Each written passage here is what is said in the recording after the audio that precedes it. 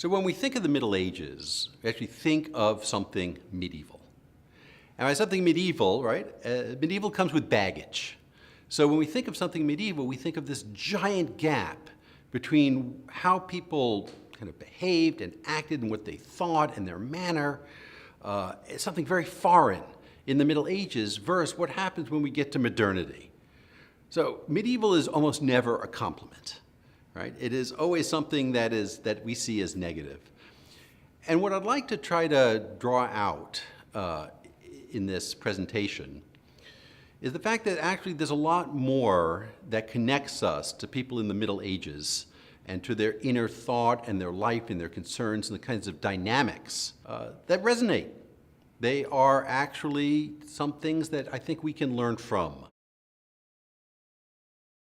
The Judaism that we practice today is almost all an air of rabbinic Judaism, right? Even though we're split into different groups and sects and movements, all of them kind of rely on this notion of rabbinic Judaism.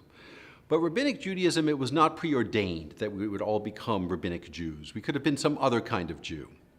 And one of the things that I want to explore with you today is to think about the different paths that Judaism could have taken in antiquity and how it is that we got onto the particular path that we're on today. When we talk of the Middle Ages, especially the Jewish Middle Ages, we start with a period known as the Geonim in Jewish chronology. The Geonic period was a kind of pivot point in Jewish history.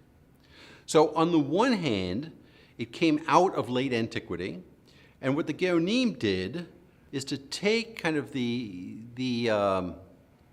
texts and traditions and various kinds of assorted resources that Jews created in that period and preserve it, to kind of order it and preserve it and consolidate it.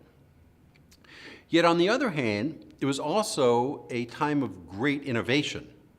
So at the same time when they thought they were preserving, they were also actually transforming.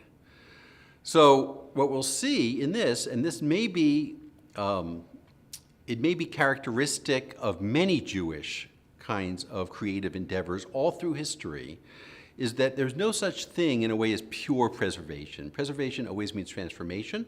Transformation always requires innovation. And it's the innovation of the Geonic period that really then allows the Middle Ages, the Jewish Middle Ages, and especially the rabbinic expression of that to flower.